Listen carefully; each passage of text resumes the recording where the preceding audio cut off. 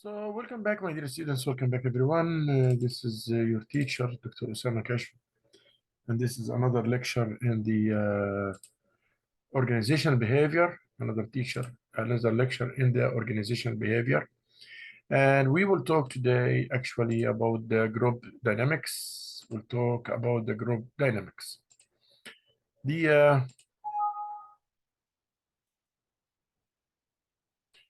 The group dynamics are those, this is the point, the group dynamics. We will know what the meaning of group dynamics and the types of groups also. We'll talk about it. Types of groups, we have always two types of groups. Formal groups, like what you see here on the left, and informal groups, which you see here on the right. The formal groups are command groups and task groups. The informal groups are interest groups, friend groups. The formal is at work. The informal, you will find it everywhere, in the clubs, in the cafes, your friends, your family, all these are informal groups. Group formation, how can the group form? Then the P stage first, the based on independency, then forming them, then storming, then norming, then performing, then adjuring. So from independence, return to independence. That is how the steps go for the forming of group dynamics. Punctuated equilibrium for groups which specific deadlines. Then here we go. Rules within the group. Rules identity. Rule perception. Rule expectation. Rule conflict. We have many types of rules. And also each group is having norms like performance norms, appearance norms, social arrangement norms, and allocation resources norms. Here, I just want you to see the, let us put it in the middle here, even though it doesn't want to come in the middle. However, no problem. We can put it like this. The performance norms and the cohesiveness. If the cohesiveness is low and performance norms are low, there will be low productivity. If the cohesiveness is low and the performance norms are high, we'll get moderate productivity. If both are high, so if the cohesiveness is high and the performance norms are high, will be high productivity. If the cohesiveness is high and the performance is low, we'll get low productivity. Those are the things about the performance law.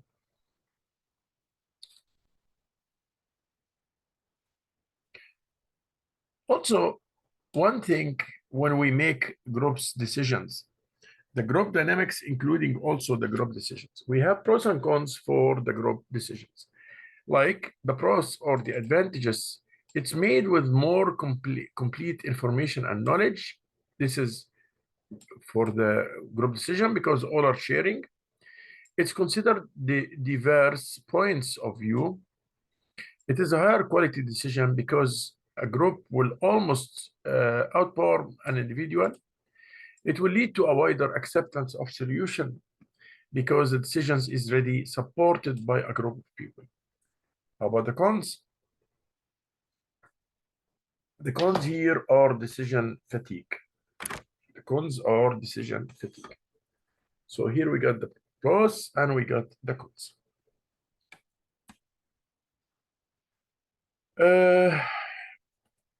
So like we said, we have advantage and a disadvantage for the groups. Also, we'll go to what is the difference between the groups and the team. The group of workers, two or more individuals who are interactive and independent, coming together to achieve particular objectives. But the team is a group that are fully committed to a common approach, have a mutual accountability, trust and collaborate with one another, and have synergy. So the team, you find it like more cohesiveness, but the group is for a particular objective. So once we got this objective, it's done. But here it's continuous like.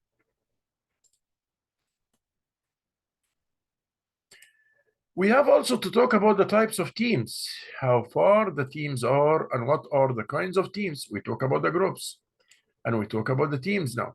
So what kind of teams do we have? We have types of teams, high team member fluidity, low team member fluidity. Here is low task complexity, high task complexity. So here, simple work team is low team member fluidity and low in complexity. So this is simple work team. So here the complexity is high, but low in the membership fluidity. So this cross departmental teams. Here the fluidity is high, but the fluidity is high. Yeah, the fluidity is high, and the complexity is low. These are like the administrative teams.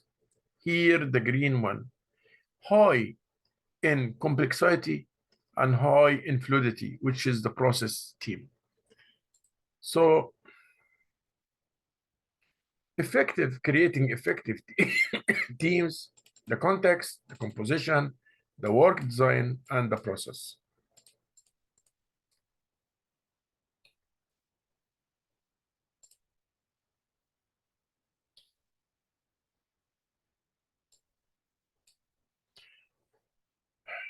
The work design itself, it must be also designed to motivate the process, like common purposes, specific goals, team efficiency, manage conflict level, and minimize social loafing.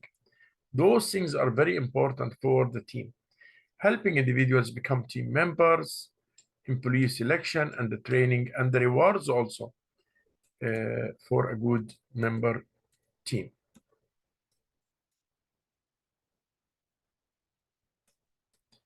So we'll go now into another part. I will go just for the questions of the teams to see regarding these practice questions. In the group dynamic, and we have to talk about some questions here regarding this part. Again, we'll talk about the types of groups. Control and C, and I will put a question here now about what are the types of groups. Discuss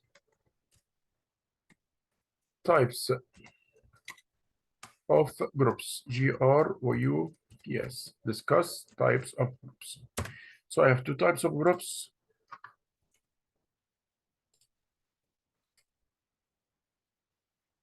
Then here also,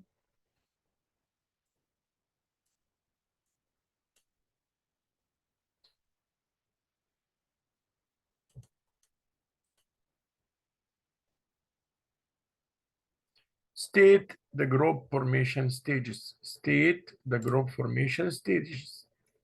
State the group formation stages.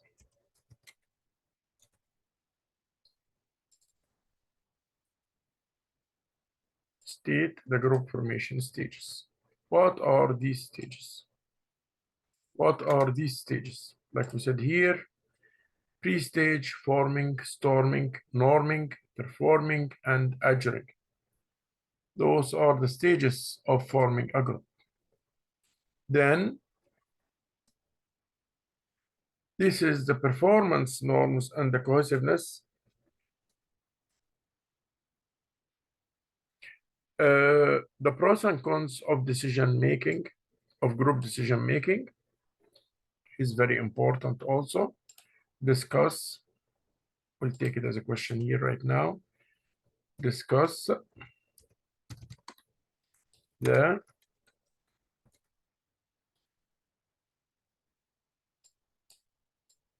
Pros and cons of group decision making. And this is one of the most important questions actually here. Let me repeat the answer back. The process it made with more complete information and knowledge because all the members are there. It considered diverse points of view because everyone is having his opinion. So we have diversity here.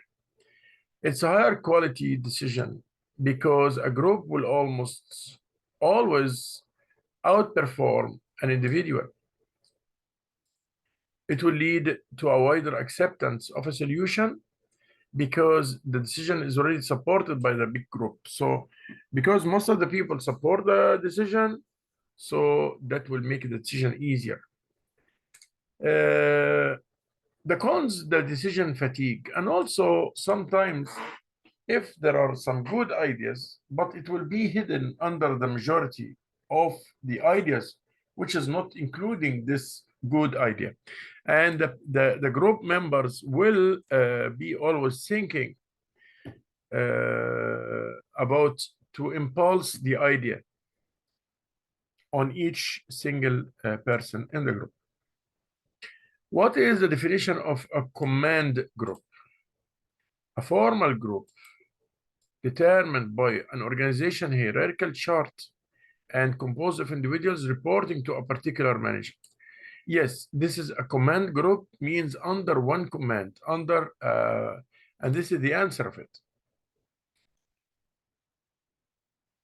Which of the following statements best describes groups that is in the storming stage of the 5-stage model for group development? The group has met, worked together, and have started to understand how they can achieve success in group. We're talking about what? About the group in the storming stage. They have only just been introduced. No, they are experiencing conflict there because this is the storming and the conflict, which each other and over will be the group's leaders with each other and over who will be the group leader. Let's see number D. They have completed their task and have gone their separate way. This is not the one. So it's this one, C, because simply said that they are experiencing already conflict and the conflict needs a brainstorming and a way of thinking. So this is the idea. Cohesiveness cannot drive high productivity if what other condition exists. If we go to the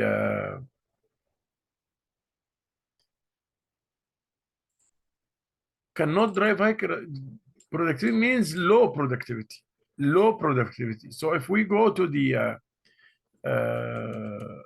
matrix and we see here low productivity means also there must be low performance because high will be with a high performance. So low here, low cohesiveness will be with low performance. Let us see. Let us go to the question back. Yes, low performance norm. Here the answer.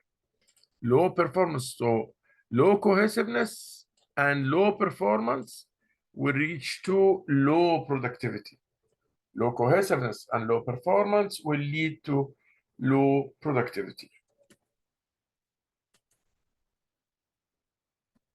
So that is regarding this part. We talk here about the group and the team, and what we can hear from can adhere from here and comprehend that the group is for a permanent time, for a temporary time, but team is a permanent. Group is for particular objective, like here, particular objective, but team is along all the way down, all the way up, or all the way long.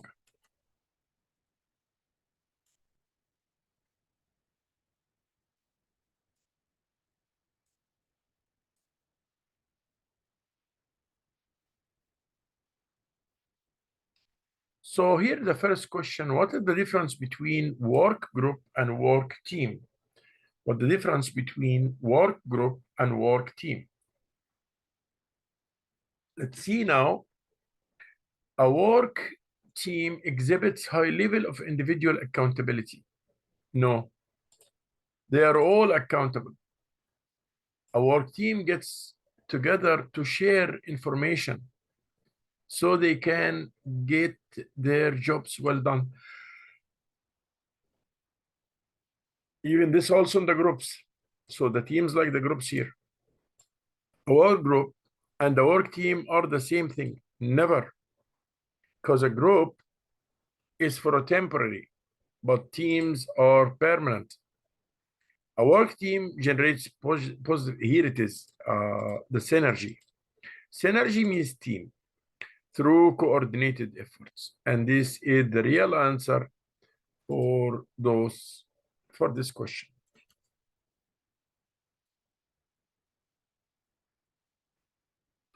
An administrative team goal is to problem solve and then sell their ideas to the rest of the organization. Team members are usually management levels. Which of the following is the best to describe this team? It's administrative. So if we go back to the administrative, here the chart, the administrative is high fluidity and low complexity. When you see here, high in fluidity and low level of complexity. So let us go back to the question.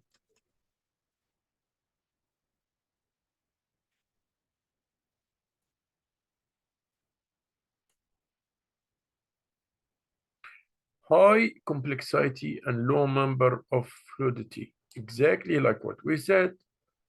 That is the one. High complexity and low fluidity. That will give me the administrative. We go back.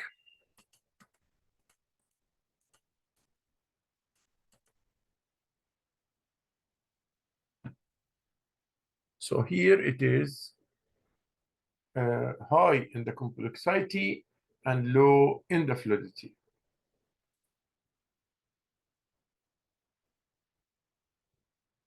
Here the fluidity go low, and here the complexity go high. Here the fluidity go low, a low fluidity. And here the complexity go higher, like this way.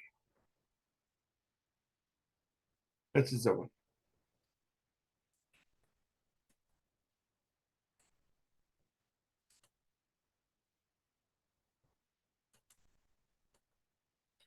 When creating an effective team, what does the word composition refers to? The word composition. Adequate resources, leadership and structure, trust, evaluation and rewards, abilities of team members, diversity of team members, personality of team members, that is the one. Because it's all related to the team members.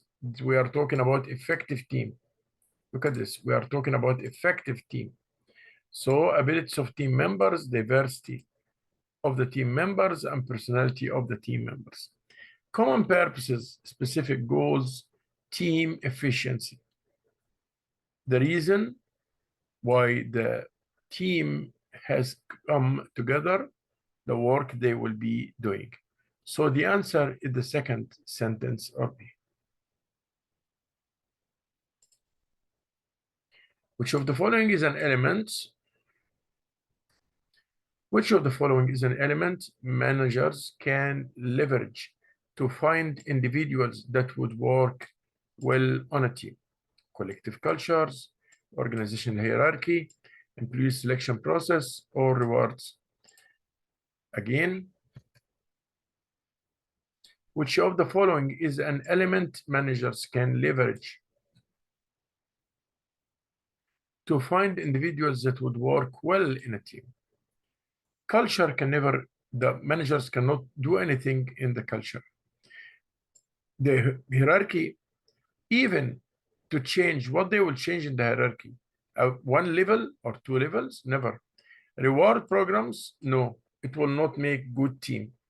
But the best selection for the employee will create a good team, because everyone good, then the whole team will be good. That's something, of course, very clear. We talk in this lecture today about the groups. We talk about the elements of the groups. We talk about discuss the pros and cons. We make the differences between the team and group. Oh, and here is the question also: compare between team and group.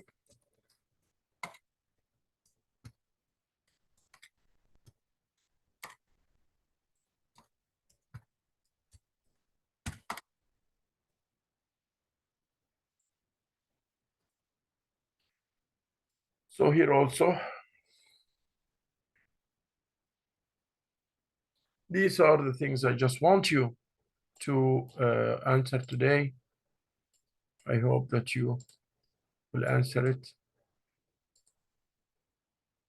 I hope so. And we'll be waiting here like around 5 minutes to get your answers, guys. Then after that, we'll move into the next video. Thank you so much.